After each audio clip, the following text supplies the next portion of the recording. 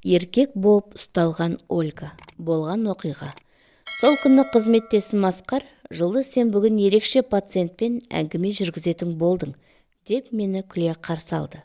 Жарты сағаттан кейін алдыма ерекше пациентті алып келді. Менің сарапшы психолог ретіндегі міндетім, оның ақыл есінде ауытқулар бар ма, соны анықтау. Алдымен таныстық. Атым Олег, жасым 22-де деді. Қылмысы адам өлтірген, жынысы деген жерге әйел деп жазылыпты.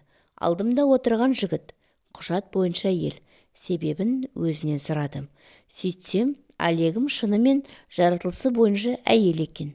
Шын аты Ольга. Бірақ кішкентайынан ер балалармен ойнап, еркек балаша киінгеннен бе, оның үстіне жастайынан спорт мектебіне барғаны тағы бар, қыз болғысы келмейді.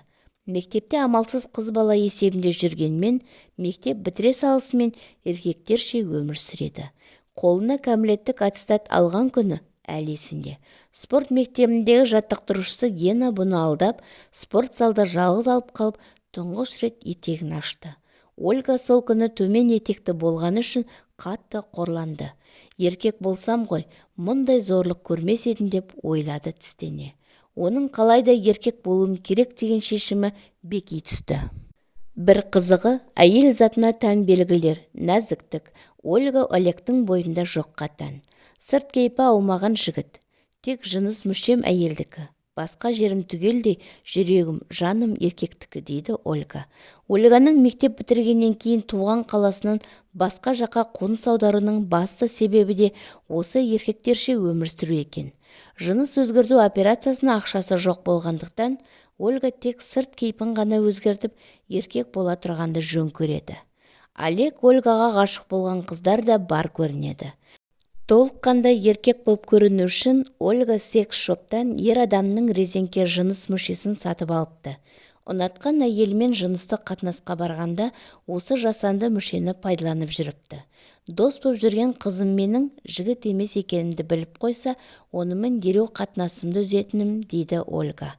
Сөйтіп Қатипаға дейін Ольга 2-3 қызбен жүріп тастапты. Қатипа екеуміз бір-бірімізді сүйеміз. Ол менің жігіт емес екенімді білген кезде өзгелер секілді шошыған жоқ. Мені түсінді. Екеуміз менің операцияма бірге ақша жинаймыз деп шешкенбіз. Сосын Құдай қаласа үйленерек. Бәрін бүлдірген Андрей сұмырай, дейді Ольга. Бір күні Ольга жұмыстан ертерек келсе, досымағы Андрей капитаны зорламақ болып әурелеп жатыр екен. Бұның келген елең де қылған жоқ. Қатипаға төніп алған. Еңгезердей досына әлі келмеген соң Қатипашын қорлатып қоя ма? Ас үйдегі дәу қара пышақты арқасынан салып жіберіпті. Мен білем, Қатипаш мені күтеді. Ол маған: Олег, аман келсең болды, мен сен келгенше операцияға ақша жинап қоямын, деді. Мен оған сенем. Олег Ольганы сот 7 жылға бас бостандығынан айырып, мерзімін өтеуге әйелдер түрмесіне жіберді.